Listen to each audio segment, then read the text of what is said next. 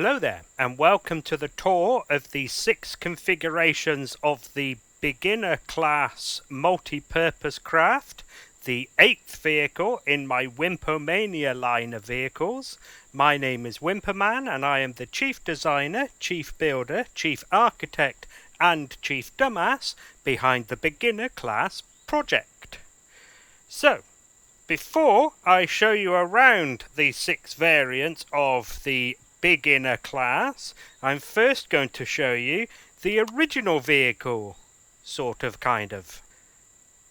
Okay, and here we have the kind of original vehicle, kind of over here. Now, if you have seen the tour video of the new beginner class, the one that's spelt correctly with an E, that is not spelt correctly, but the one that Biginner. So, yeah, this one is definitely spelt correctly. So, if you've seen the tour of that one and you watched to the end and saw what I talked about in the other info segment at the end of the tour video for the new beginner, you can go ahead and skip this, because I'm just going to cover everything here now that I talked about then as well. So, this here is the Mark III beginner class. Why hasn't that changed? Weird. So, yeah, the Mark III of the beginner class, what is now the Mark IIIA, and this being the Mark IIIB now. And of course, that would tell you that this is the 3rd version of the beginner class, and that one is therefore the updated 3rd version. So, the beginner class was first built in a game called StarMade, and that would have been the Mark I. I then rebuilt it in Space Engineers, that would have become the Mark II, and then of course when I moved to Empyrion I built the Mark III here. The Mark III was built before the game was fully released, so pre-1.0. Which means it didn't have things like weights and volumes or CPU extensions, that kind of thing. So as you probably know, I've been going through all of my old builds and updating them from pre-1.0 to now for things like CPU and containers. So when I came to do the beginner class, I actually wanted... So if we have a look inside... The foyer lock in here, and I will explain that term later on, is only 2 blocks wide, and I wanted it to be 3 blocks wide because I wanted a troop dropship variant, and I felt like 2 blocks wide isn't wide enough to fit lots of security personnel or whatever is being transported. On top of that, in the habitation bit here, I didn't like the fact that on this version the constructor is stood upright like that. I wanted it to go horizontally, so I have made this bit 3 blocks wide as well, and then on top of that, if we go into this little engineering bit, this is all you got, and I wanted this to be slightly bigger, and then the stuff that's all in the back, so basically that back half there, I wanted to be able to fit a vehicle in and have it open at the back here. But of course, in order to fit a vehicle in, it needs to be much bigger than this. So that's why I started to build that. Now, as I was building this one, and this was going to be, therefore, the new beginner class, spelt correctly with an E, of course, I had this out for reference, and I kept looking back at this and thinking it was such a shame that that is so big, because that one just there. So the beginner class is supposed to be the next step up from this initiate class. I mean, originally, if you've seen the tour of this, you will know that the beginner was actually a step up from the starter class, but that changed in Empyrion when the starter class became much smaller than the Mark I in StarMade. The thing is that going from that to that is a pretty big fucking step, if you ask me. So I decided that I would actually keep the beginner class as the same size and just update it again, CPU and stuff. So I kept the 2-block wide foyer lock. I actually removed the kitchenette and just gave storage in there. But I liked the idea of a smaller ship. Now, because I still like this that I was building at the time, I decided to release this anyway. Which of course brings me to the name. And you can probably tell, because, you know, I'm not exactly a comedic genius as it is. But that is a beginner class. And this is a bigger version of the beginner class. It's a bigger beginner class. A beginner, you see. You see what I did there? Fucking genius. Okay. That'll be the end of the first segment of the video. So the next segment is going to be their roles and task equipments. Sort of, kind of. Okie dokie, so before I talk about their roles and task equipments, I first need to show you the build your own ship kit. This will explain some things. Now, as you can see, there's a big hole in the middle for these modules. I'm referring to these as midship modules. Now, the one I'm going to talk about the most is the personnel habitation module, and you might recognize this from the old beginner with an E that I was just in. So the idea is that one of these modules goes into the center there, and then we have a bunch of pods. And the pods go on these connection points here. The pod connection points, there are 5 of them. There are 2 at the front, either side of the midship module. Then there are 2 at the rear, which are sort of almost in between the 2 nacelles. Not quite, but close. And then finally the 5th one is on top. So bear that in mind as I now show you around the pods and modules that these configurations have. So we will start with the Personal Explorer configuration. Now, under the chin, the Personal Explorer has a laser module, so that as you're exploring, if you find an asteroid to mine, you can mine it. I mean, you might be able to do it with a handheld tool, but I wanted you to be able to do it with a ship. And then 2 Gatling guns for fighting drones and stuff. Then on the 4 pod connection points, it has a fuel pod on each, so 2 of them, in order to extend the range. On the aft pod connectors, it has 2, one on each obviously, thruster pack pods to improve mobility.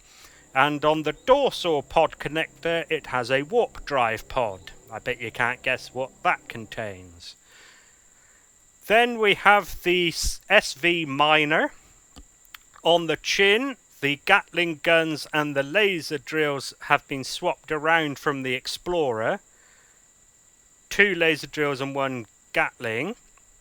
The 4 pods are mining pods, so they come with 2 laser drills and 4 spotlight blocks, including that one there, to flood the area with light as you're mining. The aft pods are heavy lift pods with 2 medium jet thrusters in each. And then the dorsal, oh, I've been forgetting the modules. And the dorsal is a warp drive module. No, pod. See, now I've fucked myself up calling these modules and their pods. Right, so in fact, the modules are fairly easy because the first 4 I'm about to show you all have the habitation module that I showed you just now, and you can tell that by the white, air quotes, water tanks on top. Whereas the last 2 don't have that, they have different modules. So if you see these white tanks, assume it's a habitation module because you would be correct. Okay, next we move on to the cargo ship configuration. So under the chin, it's 2 Gatling guns and a homing missile launcher. The fore and aft pods are all cargo pods. These are 20k SU cargo containers in a pod. Oh, and 2 large tier 2 thrusters to help lift up the weight. The dorsal pod is another warp drive. Then we move on to the radar configuration. So under the chin we have the same as the last one, 2 GATs and a homing. Then the 4 pods are fixed weapon pods that come with 2 pulse lasers and a plasma cannon in each. The aft pod connectors comes with the same cargo pods as the previous one to help you bring home the loot. And the dorsal pod, so this isn't a warp capable ship. The dorsal pod is another fixed weapons pod. This has 3 dumbfire rocket launchers, which I have tried. It does look very cool seeing them coming over the top of your head as you're sat in the pilot seat. Yes. Right, next then we have the personnel dropship. Personnel dropship is to civilians what a troop dropship is to military. Does the same job, it's just it's not soldiers it's dropping off, or marines. It's well, now it's like security personnel or militia, mercenaries or law enforcement, I would imagine. So under the chin I've removed the fixed weapons and placed another Gatling gun, no, turret, yes. The fore and aft pods are all the dropship pods, as they are called. Now the fore ones point forward, as you can tell by the turret, and they have 3 fixed weapons that come with 2 dumbfire rocket launchers and a railgun. The aft dropship pods are turned around, and obviously the weapons would be facing backwards, so I replaced them with thrusters to help improve its maneuverability. Yeah. Oh, and they also have additional lift thrust on them as well. These are small jet thrusters. In case you're wondering, by the way, they are, when I look at them, they say thruster jets, and I'm referring to them as jet thrusters. I only got a B in GCSE English, so don't take my word for it, but in my opinion, jet thruster makes more sense in my language than thruster jet. But so there, and then the dorsal, also not warp capable. The dorsal pod is another thruster pack pod. Of course, the previous ones on the Explorer here are on the sides, whereas this one is on the top. And then finally we have the gunboat configuration. So underneath we have a single Gatling and 2 dumbfire rocket launchers. The fore and aft pods are all gunboat pods. They come with 4 Gatling turrets. The ones on the front have a rocket launcher in the bit that connects to the connection point.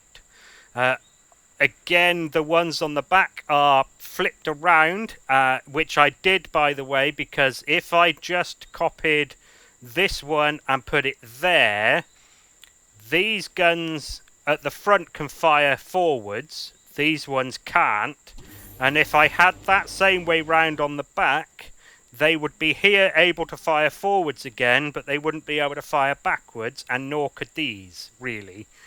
So that's why I flipped them round. But as a result of flipping them round, the weapon, of course, would have been facing backwards. So again, replaced it with a thruster. On top is another fixed weapons pod, also with 3 dumbfire rocket launchers. Oh, the modules in these two, as I said, are different. So the personnel dropship has a personnel transport module in the middle with 8 seats. And the gunship configuration, there we go, no, gunboat, that does remind me, I need to explain that, has the gunboat module in the middle, which has 2 large ammo boxes and 2 gunner seats. Now, if we go to my terms, definitions and conventions guide, oh, there is one other thing I forgot to point out earlier. Really? Just because I scrolled a bit too fast. So I did want to explain quickly. So, as I said, this is a multi-purpose craft, technically. And as you can see in the terms, definitions and conventions guide, I differentiate between general purpose, multi-purpose and multi-role. And I'll let you read those if you like. But the reason I'm here is to try to find gunboat. It's going to be here somewhere. Next one up, I think, is... Yes, gunship and gunboat. Now, technically, these apply to CVs, which is why I've called this one, the beginner in front of us, is a light gunboat. So, in real life, gunship can refer to an attack helicopter or something like an AC-130 Spectre gunship, which is a... in case you don't know, a modification of the C-130 Hercules. Now, the fact that they are both gunships, but they both perform those tasks in slightly different ways. So, an attack helicopter will hover and fires forwards, whereas the Spectre gunship circles around really high above and fires its weapons on one side. Its weaponry is down one side. Now, in order to differentiate between those two roles in my building thingies, my building rules, something that is akin to a attack helicopter in my building definitions would be a ground attack craft or ship, depending on size and stuff. And then a circle round with guns down one side is a gunship. Now, there is still a bit of confusion because in real life a boat is smaller than a ship, generally speaking. But you know, gunboats exist. they go on water as opposed to gunships which go in the sky. But in my building rules, a gunship is, again, guns down one side, and a gunboat is a symmetrical gunship. Well, you can see it there, where the guns are down both sides. Okay. So there we go, that explains that and that, I think. Yes, cool. Right, so that'll be the end of that segment. So the next segment then is going to be their propulsion, handling and lift capacities. Sort of, kind of. Okay, so let's first talk about what is included in the main body of the ship. You can disregard the modules on all of them because the modules don't include anything thruster related. So this will just be the main body, and then I'll talk about the pods after. So, starting with forward thrusters, and as I said, you can assume these are all the same. And actually, I'm going to turn propulsion on so that we can see the lift ones lit. So for forwards, we have... That's going to get on my nerves, but I don't want to turn it off, because then I'll forget to turn it on again later. So, 18 large tier 2 thrusters for forward acceleration, for 4. So there's 6 there, there's another 3 down there, that makes 9 on each side, 18 total.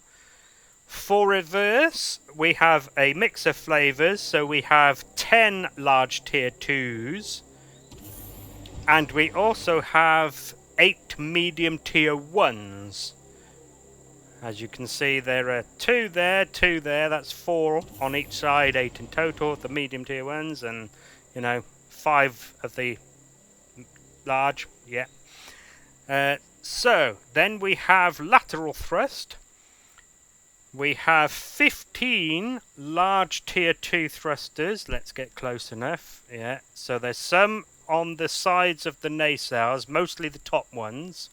And then there's a whole bunch at the head. There's also 2 medium tier 2s. That's in the bottom nacelles down here. In case you care, most of the Wimpomania line of ships have 2 nacelles. There are only a few that are quad nacelles, and this is one of them. Right, descent thrust. We have 22 medium tier 1s.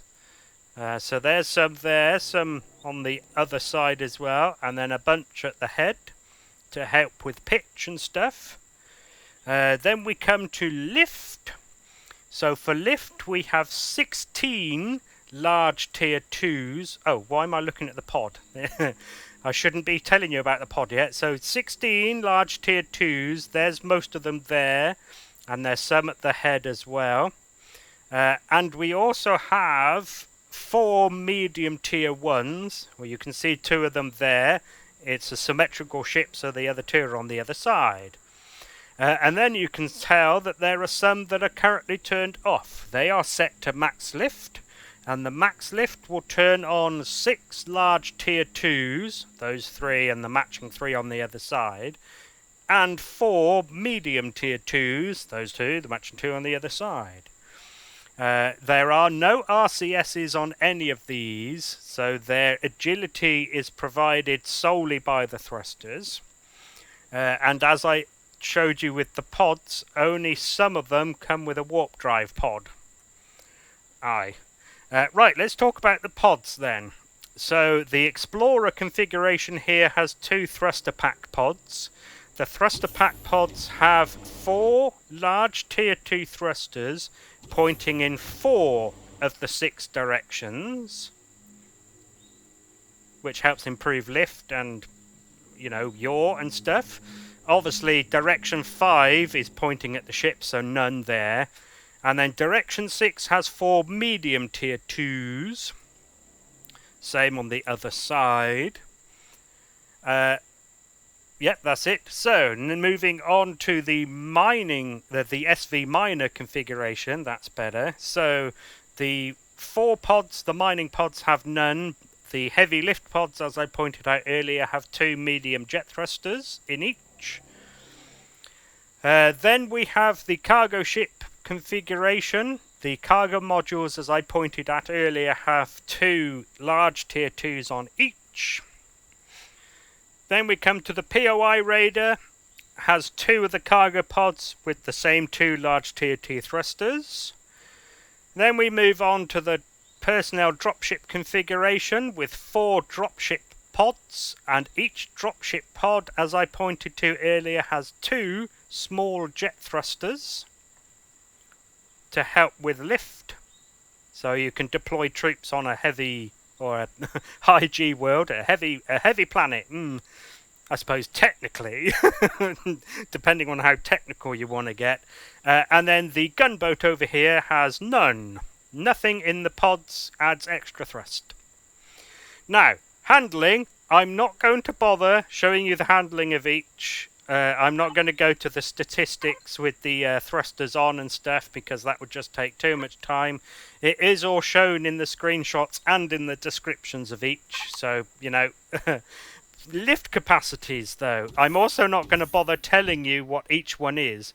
I am going to point out that each of these has its own HUDs in the cockpit that shows you exactly what they can lift. Those of you paying attention will see that these numbers are different from the last one.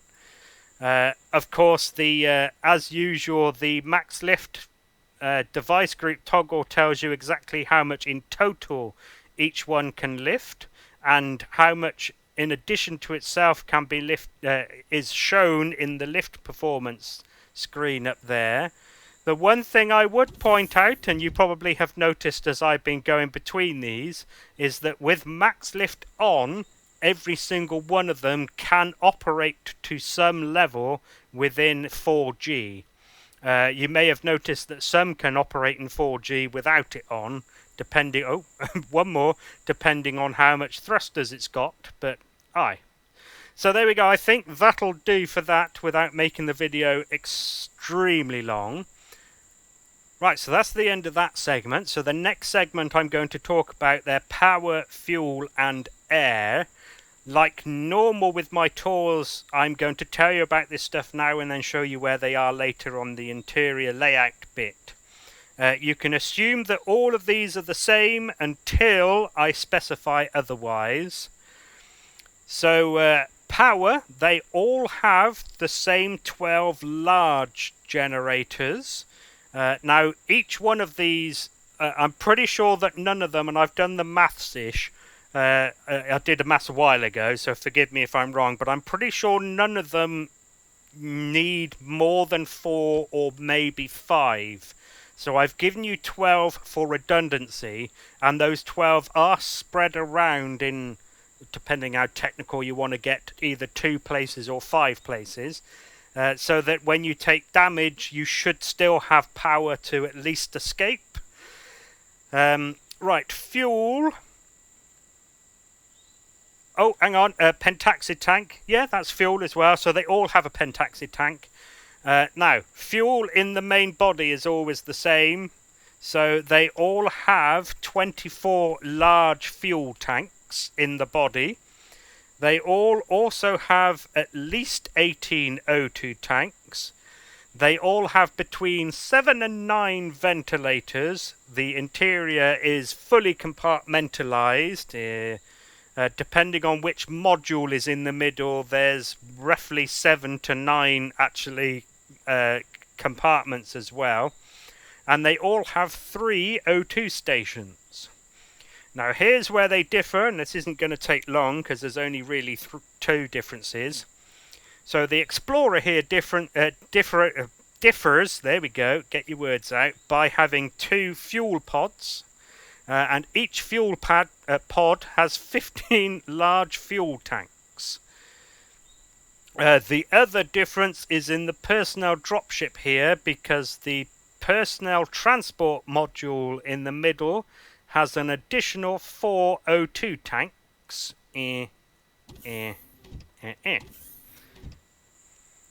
Oh, there is also a bit more fuel. So the dropship, yeah, the personnel dropship here has in fact the Explorer as well. So these thruster pack pods also have 2 large fuel tanks in them, just because there was space and I thought, why not extra fuel? It does make them a bit more blowy uppy, but never mind. So thruster packs, 2 in each. Okay, so that'll be the end of that segment. So the next segment is going to be their weapons, defences and construction. Right, so they all have the same 4 Gatling turrets on top. And the Gatling turrets are always set to what I consider my general purpose targeting parameters. So they will target ground troops and predators, as well as the weaponry of small grids. They all also have the same shield in the same place, because that's part of the main body as well. And of course they all have something mounted on the chin. The chin and the pods is where they differentiate. So, as I pointed out earlier, the Personal Explorer configuration, 2 fixed Gatling guns on the chin, and then that's it. That's its difference. The mining ship, the SV Miner configuration, has 1 Gatling gun on the chin, and nothing else is different. Then we have the cargo ship. Well, that has 2 Gatlings and a homing rocket launcher. Or as I call it, a homing missile launcher. You know, whatever. Then we finally get to stuff that actually has a proper difference. So here we have the POI Raider configuration. The same homing missile launcher and 2 Gatling guns. And it has 3 fixed weapon pods, 2 on the 4 connectors and 1 on the dorsal connector. So they come with 2 pulse lasers and a plasma cannon on each of the 4 pods. 4, as in forward, by the way. And then 3 dumbfire rocket launchers and the top pod. Then we have the personnel dropship. I replaced the 3 fixed weapons on the chin with an additional turret. The dropship pods each has a turret on it as well. The ones at the 4 has 2 dumbfire rocket launchers and a railgun on each. The aft ones don't have anything additional because they're rear facing. And then finally the gunboat configuration. We have a Gatling gun and 2 dumbfire rocket launchers on the chin. The fixed weapons pod on top is 3 more dumbfire rocket launchers. The gunboat pods on the side, the forward ones has another one dumbfire rocket launcher in each, which makes a total of 7. 3, 5, 7, yeah. And each one also has 4 additional Gatling turrets. So she's quite well armed. Obviously she's civilian, so she's not particularly well armoured, which does then lead me on to their defences. As I said, they are all shielded, and I'll show you the shields later on. But I'm going to go show you the construction now to also talk about its armour. So this is the build your own ship kit that's just unpainted. As we can see, we have black hardened steel. This is basically a structural frame that runs through the ship. Obviously the module completes the frame in here. Now most of the ship is actually 2 blocks thick, or technically 1.5. So this is a full block, and then that is what you would call maybe a half slab. So the front half-ish, the structural frame is on the inside of the ship. Oh my god. But the back half, in order to make the payload bay big enough to fit something in without making the ship too big, the structural frame is visible from both inside and outside. Never mind. So, as we can see, most of the body is steel. That's this grey coloured. And then the white stuff down here is carbon composite that makes up some of the detailing, and most of the bulkheads is carbon composite, except for the front bulkhead of the payload bay. So some of the ships don't have this end cover, which means they are open. So if anything shoots you from the back, there is obviously nothing but force fields to protect what's in here. So I have made the front wall of the front bulkhead of the payload bay fully hardened steel-ish. And then there is a small amount of hardened steel around some bits. So in here is some of the generators. So that's all hardened steel. And then the core is under there. So that's hardened steel too. And then we have a little bit of steel lag shot armour. And that's in the nacelles surrounding the other generators. Can I get a good view, please? Thank you. So there we go. Okay, I think that's probably going to be a good enough look at what the ship is made of and where it's armoured and where it isn't, I would say. Aye. Okay, moving on then to the next segment, which is going to be their resource gathering, production and storages. So, resource gathering, this is going to be fairly quick. So, as I pointed out earlier, the Personal Explorer configuration has a single drill laser module, laser drill module. The SV Miner, however, has the maximum allowed 6 laser drills, 2 on the chin and 2 on each of the 4 pods. Again, 4 as in forward. And then that's it. Production then. So the habitation module that I pointed out earlier is on the ships with all these white, air quotes, water tanks, unquote. So has a constructor in them. So it's these 4, has 1. Now, full disclosure, I did originally have a second one on the cockpit. So even the ones that don't have the habitation module would have had one. But I was getting worried about the CPU when I had the kit, when I was building the kit. Because the kit itself is like 125 or something, yeah. And I was like, oh dear. So I took it out just to try and save CPU, and then it turns out that I didn't need to. But unfortunately, by the time I realised, it was too late to put any back on because I'd already taken a whole bunch of screenshots. So yeah, it was in the place of that cargo box and the block underneath the O2 station, in case you care. Although I will come back to that when we get to upgrading, and I'm sure you can guess now why. Storage then. So the this is the bit that they all have the same. So they all have two 1750 SU ammo containers accessible in the cockpit, just beyond the cockpit door. They all have two 2000 SU ore and wood containers, which are accessible just before you get to the cockpit door. Now, of course, I've done that on all of them because it's the same body. It just means that those that don't have a drill can still use those as a cargo container. Even though it's an ore and wood container, it still works the same way. It's just if you want to modify the others with a drill, you can, and you've already got ore and wood containers in place ready. Then we have two 500 SU cargo containers in the ship's stores, which is aft of the foyer lock.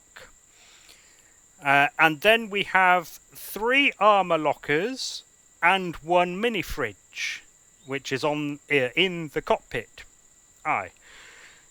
Then the things that's different. So the habitation module has more fridges, 2 more. I might as well come in and show you quickly, there and there.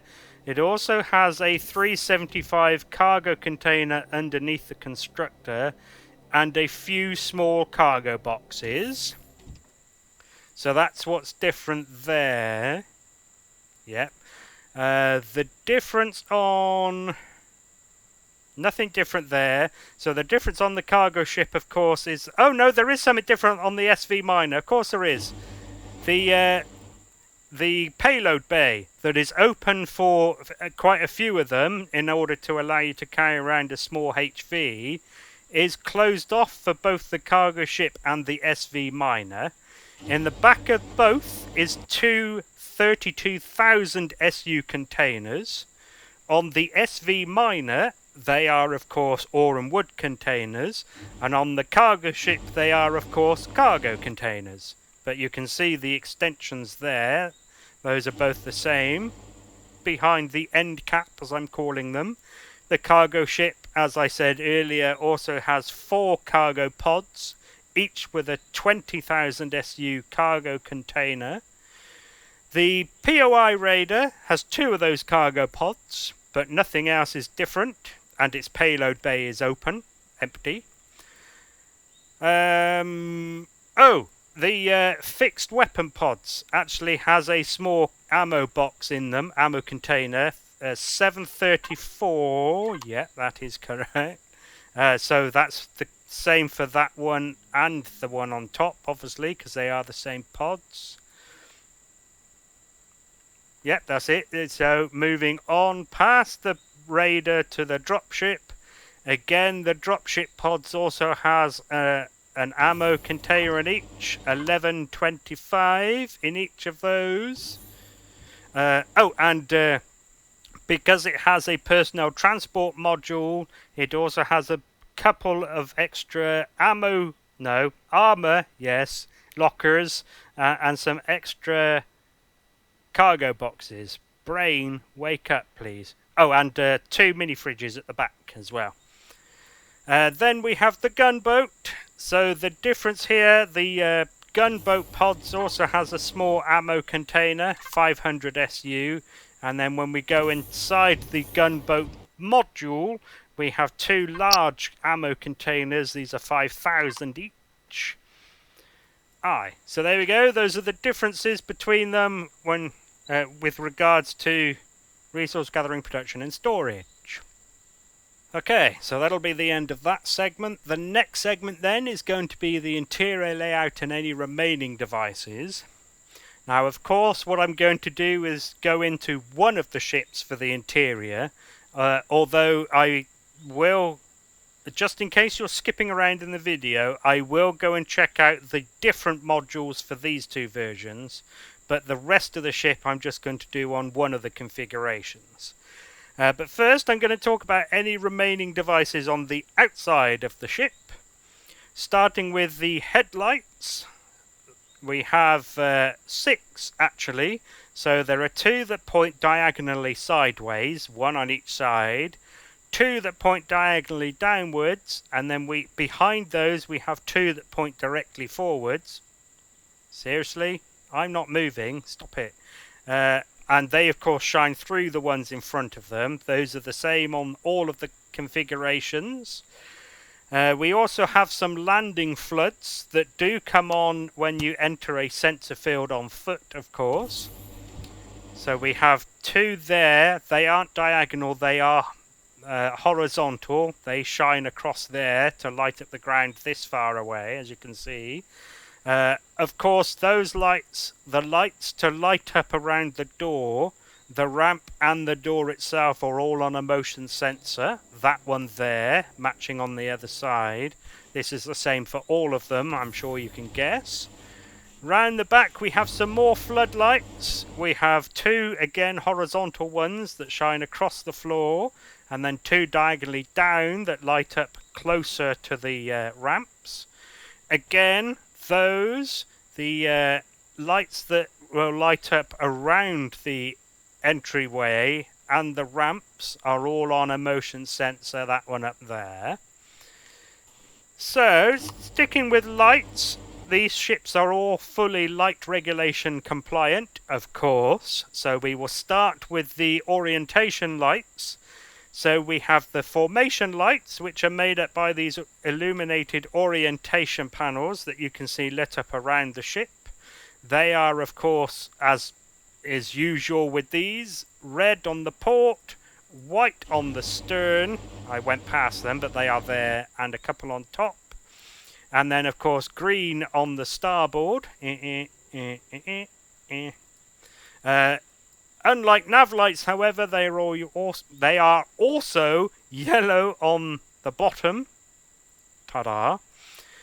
Speaking of nav lights, we have nav lights. I will turn them on when we get to the signals bit. But we have red on the port, just like the illuminated oh, did I say they were formation lights? Those are formation lights. Yeah, I did say they were formation lights. To help you fly in formation with other craft in low visibility, blah, blah, blah. So these are nav lights. So there's 1 on each pod, regardless of where the pod is, except for the dorsal one. Although, technically, the light is in the same place. It just becomes a different kind of regulation light. Then we have a single white one on the stern. Some ships have more, some will have at least 1. And then green on the other side. Those are so you can tell the direction the ship is facing, or any observer, yes. That moves us on then to the anti-collision lights. So we have 2 flavours of those. We have anti-collision beacons that I will again show you later on when I turn them on. But those are red on top, and is that another one? Yeah. And they are also yellow on the bottom. Now, these are painted yellow and the ones on top aren't red because they're sort of almost nav lights as well. So NASA in the current day has yellow nav lights on the bottom of their spacecraft. I figured rather than having yellow on the bottom as well as anti-collision beacons, I would do yellow on the bottom as anti-collision. Also, as part of the anti-collision lighting is the flight strobes. These are the bright white flashing ones you see on the wingtips of planes. These are to aid with spotting at long ranges and stuff. Of course, doesn't necessarily translate quite as well into the game, but never mind. And then finally, we have the ones you've been seeing coming on and off. These are running lights. They show any observer that the ship is powered. The anti-collision beacons, by the way, will come on automatically with the thrusters in order to show any observer that the ship can move at any moment. Okay, moving on from the lights, we have the name and registry displays. So we have 2 name displays there and there. Now, they're not all ISSV. That's right. Some of them are IPSV. Can we find one? This one. There we go. If we go back to It didn't bing at me this time. The Terms, Definitions and Conventions Guide. IPSV is a ship without a warp drive that can only move around between a planet and its satellites. And then an ISSV is a ship that can travel around within a star system. ISV is then ships that can travel between stars. You can read the description there if you like. So those are the differences there. Of course, they are named that so you can give your ship its own name. Of course, the name and the control panel, as you can see above the ship, do you know, in space, in orbit, and I might actually show you later on, the name above isn't above the ship, it's in the middle. I don't know why when it's parked on a planet that the name is above them. It's very weird. So, oh yes, so of course you can rename your ship there as well. Of course you don't have to if you don't want to. No one's going to know or care if you don't. Then we come to the registries. As we can see, multi-purpose craft is what the MPC stands for as part of the full registry. That's obviously Wimpomania manufacturing there.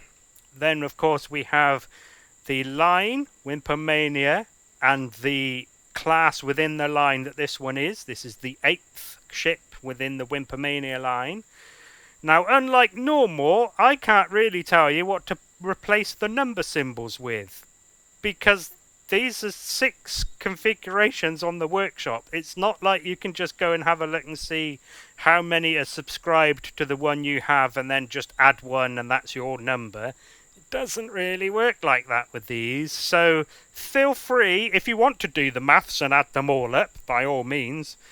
But otherwise, leave it as the number symbols, replace it as a number that means something to you, replace it with a number that you think sort of makes sense, or maybe even just makes sense within your multiverse, as it were, air quotes, very much so.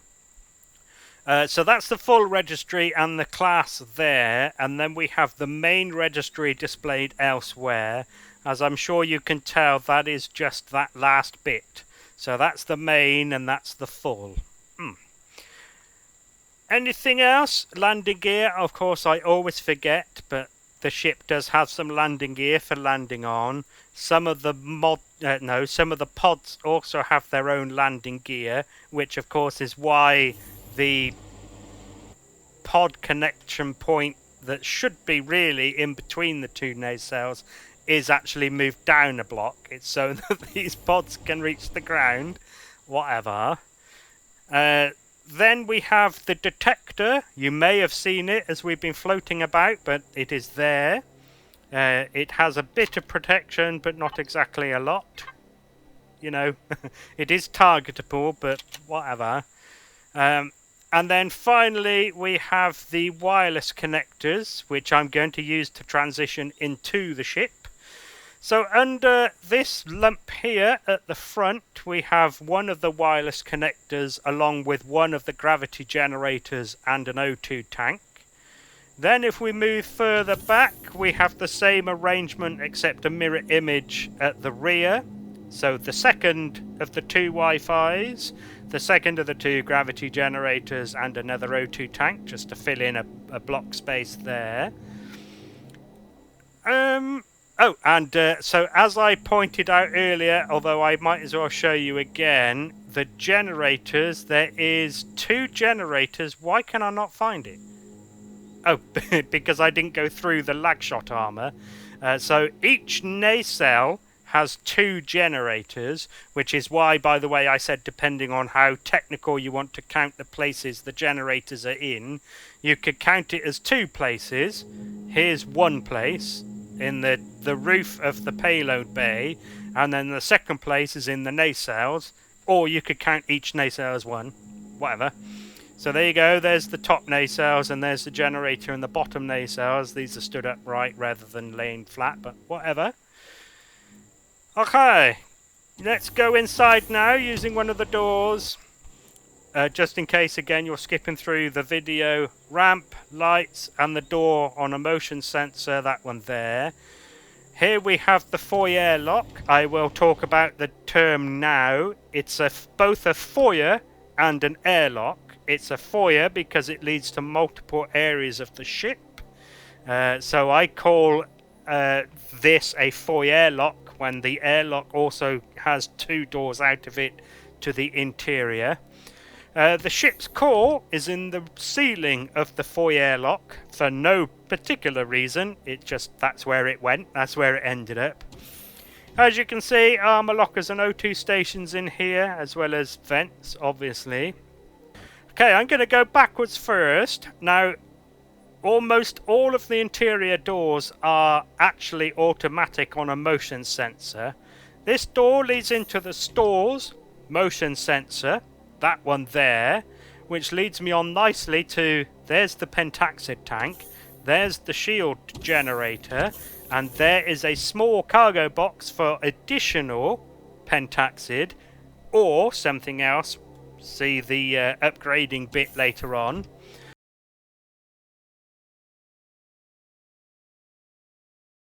So in the ship stores, we of course have most of the fuel and most of the O2. I did show you there was a bit of O2 elsewhere just now. So if we phase through this stuff, we will get to see the extent of its storage. There's more fuel above. And we can see the outer hull is, as I said earlier, a block and a half, kind of, thick. We also have the 2 500, I'm stuck in the floor. We also have the 2 500 SU cargo containers, there and there. The lights in here are on that motion sensor, which you will bang your head on. So you'll either have to duck or walk round it, by the way. This is the door into the payload bay. It is automatic as well. Actually, it's double thick. There are 2 doors there. The motion sensor that controls those is up there. The lights in here are on that one. So as you can see, this is airtight in here because it has force fields over the opening. And this is big enough to fit a few vehicles. I'm only going to show you one, but there are others that fit in. This one I'm going to show you because it's part of the Wimpomania line. So in here it can fit this HV miner, the Mentee. And in fact, I show that in the screenshots. Oh, these ramps. So these are manual. You have to work them, operate them manually. Click on them. Now, it is possible that you might be able to fit something in here that's bigger by removing those. So feel free to do so. And then just jump up onto the little walkway around the outside. Moving forwards then, this door is also automatic on the motion sensor, that one just there. This is the habitation module. We have a place to craft, including cook here. It is connected to that 375 container there. We have some windows out to look out of the windows. We have a place to sit and eat, make believe pretend, of course. 2 mini fridges, 2 cargo boxes for perishable and non-perishable foods. The lights in here, by the way, are on that motion sensor there. Then we have a bunk/life pod. So this is separate, as you can see, because of the shutter from the rest of the ship. So the idea is, in lore, if the ship takes damage and the hull is breached, you can go in there to wait to be rescued. In lore, this doesn't, jettison from the rest of the ship. So you would be stuck in there, but, whatever. Hold your breath, you might be able to make it across into the bathroom.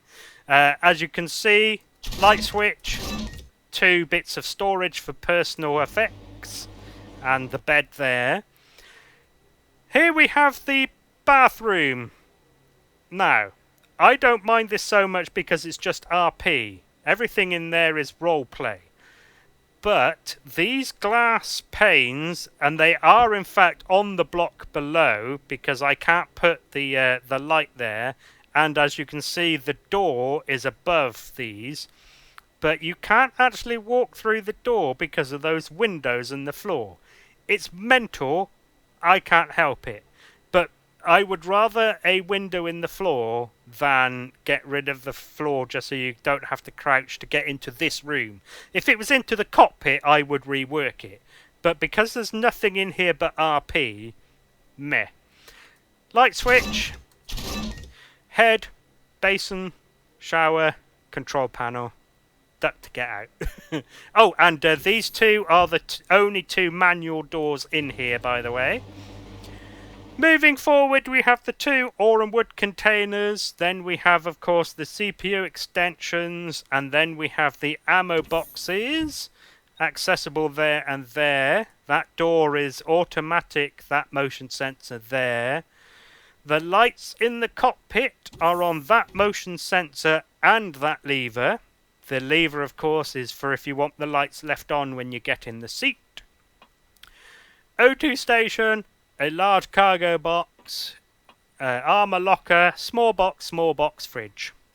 And then, of course, the heads-up displays, including a comms panel is what that's supposed to be. I'm sure you can, yeah, see it is. I did my best. I'm not Solsticore, you know what I mean? Okay, I'm pretty sure that is everything, because I've shown you this stuff. Don't really need to face it. Oh, the water tanks on top. That's, I suppose, part of the storage as well, and I did forget about them earlier on. 1125. Of course, you don't have to use it just for water. It's just in lore, those would be water tanks. And, of course, they would feed the shower and head and basin. And would be, of course, the waste would be jettisoned out of there, is the idea. Right, let's go and show you the other two modules then. So the rest of the ship is the same, including back there. Oh, except for, of course, the ones where the payload bay is full of the containers, in which case it's slightly different because the payload bay is full of containers. So let's show you these modules then. Although I did kind of show you earlier on as well. So the personnel transport module, 8 seats, a couple of fridges, some more armor lockers, and a bunch of personal effects storage. So obviously the modules start there and end here. Then we have the gunship module, gunboat module, I should say. Now again, I came in here earlier, but let's give you a proper look. 2 gunner seats, complete with a heads-up display for gunning, supposedly. And of course, the 2 5000 SU ammo containers.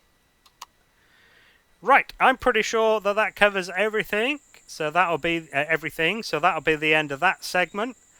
The next segment is going to be their shortcuts and signals. Right then. Shortcuts and signals. We need to go to... No, I was on the right page. Oh, although I do need to point this out. Please don't auto-group, because the device group toggles do rely on my custom device groups. So, starting with the device groups column, we have, of course, main propulsion. That turns on and off, as I referred to earlier, as the default. Probably I referred to them as the default thrusters. Next one down is max lift. The main propulsion will also turn on and off. There you go. The bright red flashy. Oh, it wasn't on anyway. Haha. Let's go that way. You might be able to see him better. So the red flashes is the collision beacons, the anti-collision beacons, and then yellow on the bottom, as I said earlier. Now, of course, if you don't want to use those and you use this thruster switch instead, don't worry about it at all if that's the way you want to do it. The only thing this does different than these two is it turns all of the thrusters on, whereas these two does some and then the rest. And of course it doesn't turn on the annoying flashes, which I will talk about more at the end, about how to deal with them. But don't feel bad for using this. Unlike like HVs, where the main the propulsion, etc., it would be called actually, it would turn on RCSs and hover engines as well. Of course, there's none of that on these SVs. Weapons and shields, obviously, well, I mean, it is and shields. It's just you can't have an ampersand for some reason in the names of the groups. See, I'm going to press the ampersand key. It's not doing it. Can you hear it? Yeah, nothing. For some reason it's allowed here in the signals, but not there. So weapons and shields, of course, turns on all of the weapons and the shields, which is, yes, I did show you, the roof in the ceiling of the stores. That will, of course, turn on all of the weapons, even on pods, because I have set them up into the correct device groups. Then we have drills, etc. So with ships that have the laser drills, it will of course turn those on. On the mining SV, it will also turn on these hazard beacons that flash. I will show you. Flashy, flashy, flashy. Shush. Now the reason this switch is yellow is because the hazard beacon device group is empty and it's detecting that. And the reason the drills etc. switch is green on all the others is because it's detecting that there is nothing in any of the groups. But again, I've left them on just in case you want to add a laser drill. Why do I keep coming back to this one? It's weird. Because they're all the same. So, artificial gravity, of course, turns on the gravity generators. Turns them off if you want to save power in the gravity well of a planet or a base, a space station. Then we have production. This is going to be similar to the drills, etc.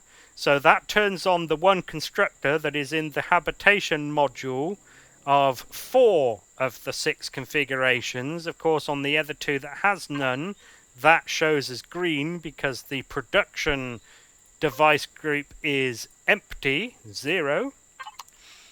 Yeah, why go back? Why go back? Stay here, it's fine. Air vents. So, as usual, I'm going to cover this just in case you haven't seen any tours, but I'm going to do it quickly just in case you have and you don't want to sit through it as for, you know, a long explanation.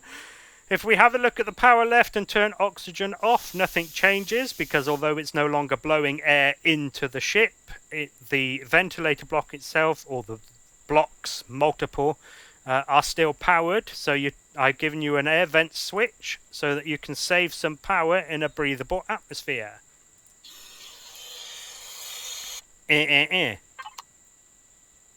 Really? You're not going to do it this time? Just because I was waiting for it.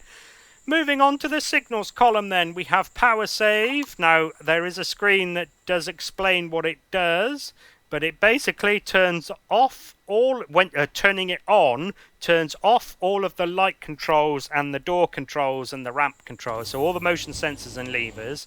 Also turns off all of the LCD projectors, both in here and on the external. And the Wi-Fi's, it turns those off as well. Next one down is blank. Then we have Gatling turrets and guns. So I wanted to give you a way to turn on just the Gatling turrets and just the Gatling guns in case you need to do something like kill a spider or a raptor or a drone or two. And you don't want to waste power turning on all of the weapons that you don't need to do that with. And, of course, the shields. What good is a shield against a spider that can't reach you, for example? So that's to save power. Then we come to some lights. We have the nav lights. As I said earlier, those are the red ones on the port side, the left. That one white one on the stern. Not to be confused with the ones that come on when you enter the sensor field there to light up the area. Those are actually light grey. That light one, that white one, is the stern light. And then we have green on the starboard. Then, as I said earlier, the flight strobes are the bright white flashing ones you see on the wingtips of planes. They are dotted around as well. Again, one on each pod. There's also one on the front of the top, and then one on each of the side nacelles. That wasn't quite worded correctly, but never mind. That's those. Now we have a headlights and a floodlights switch. So as I showed you earlier, those are the headlights. Now, of course, when you're sat in a seat, this is how I would normally describe it. You can press the keyboard shortcut For me, it's L for Lima, and I think that might be the default, but if it's not, whatever. However, of course, that will turn on all of the lights, regardless of which direction they are facing. Normally, I give you the headlight switch just so you can turn them off. If you get out of the ship and notice that you've left them on, you can do it from outside rather than having to go all the way back into a seat. However, of course, now it's, don't turn on the other ones. The landing floods are, of course, the other ones. So there are two ways to turn those on. The motion sensors that control them and that switch as well. In case you need to light up the area around your ship. Okay, that's the end of that segment then. So the next segment is going to be their CPU and upgrading. Now this should be fairly quick. CPU, I'm not going to cover each one, but what I am going to do is do this, as I say, that not a single one of them is over the 100,000 you are allowed for tier 4. In fact, I don't think a single one of them goes over 93,000, which, as I said earlier, I wish I'd put that constructor in the cockpit. So there we go. Yeah, not a single one is over 93. Upgrading. So there is no built-in upgrade path. There's no spare slots earmarked for putting stuff in. That doesn't mean you can't modify and personalize. For example, you might want to put something in the back of the payload bay and do something more like this if you wish. Of course, there's nothing stopping you, so if you prefer the way these pods look, for example, there's nothing stopping you ripping the laser drills off of the mining ship and putting weapons on them because you prefer the way they look to these. Or, in fact, vice versa. There's nothing to stop you putting a laser drill in these. And so on. So, like the chin, for example. And, actually, like I said earlier, there was going to be a constructor there. Feel free to put one back. Oh, the habitation module, of course, most of this is RP. So please feel free, if you want to rip out the bathroom and the bunk and fill this with container extensions, if you like. That is, of course, fine to do. You might even want to rip that out and put in another constructor similar to this arrangement over here, if you like. That kind of thing. So yes, feel free to play around with them. Now, they all have a choice of primary colours. And each one is different. So here we have the personal explorer. I just making sure I was in fact in the right place. So they all, of course, come in the Wimpomania blue. This one here. The personal explorer comes with this choice of off-white. You might even call it light grey. I think that looks nice, especially for an explorer ship. Yeah, it's very nice. In my opinion, of course, that is very nice. Undo. The SV Miner comes with what I call the Digger Orange. Now, in my opinion, it looks good on HVs, especially small HVs. On a big SV like this, not so much, but never mind. So, if you want to, what I would suggest is it value, I think. Value, yeah, maybe the saturation too. If you turn both of those down, maybe it's not quite so bad. Yeah. But then, if you're a fan of McLaren F1, maybe you like that too. Okay, moving on to the cargo ship, and we have a brownish grey. Now, I don't normally like brown, but that's kind of cool for a cargo ship, in my opinion. Maybe it's just my opinion, but there you go. Then we have the POI Raider. Yes. We have a dark red, which, in my opinion, again, does look pretty cool. Eh. What's this? Oh, the dropship. Yeah, the personnel dropship just has a generic... That didn't work, did it? I bloody hate it when it does this. So, I now need to tick that again, but I want a nothing texture. There we go. So we have a generic grey for the personnel dropship. Now, in law, unfortunately, the military, or any military, was not interested in commissioning any of these. They didn't want to purchase the personnel dropship because they had their own. One of them being this.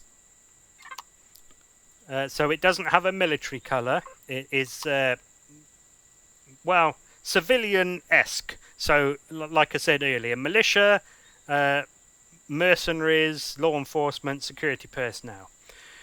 And then we have the gunboat, which the military did want to buy in law. So this comes with a military green. It is the same military green that comes as an option with the multi-Vs that I just showed you, or the SV multi-Vs of mine. So there we go, that's the choice of those. And I think that covers everything of that segment.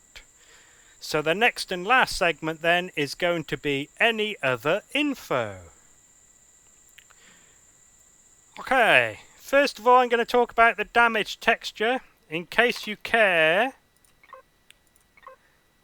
the damage texture is that texture in that colour, those two. And I do that so that when you lose a block, the surface, generally speaking, the surface of the blocks that gets exposed looks damaged. So that to me looks a bit like smouldering metal. Whereas if I left it default, it would just look like the outer surface of the hull. So that's why I do that.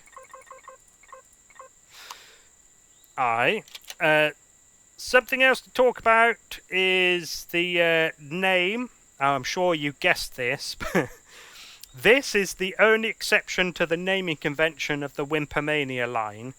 All of the ships in the Wimpomania line are named words that either mean someone who is first at something or someone who is new at something, or the synonyms of those names, hence beginner and initiate and, you know, pathfinder and all of that stuff, pioneer.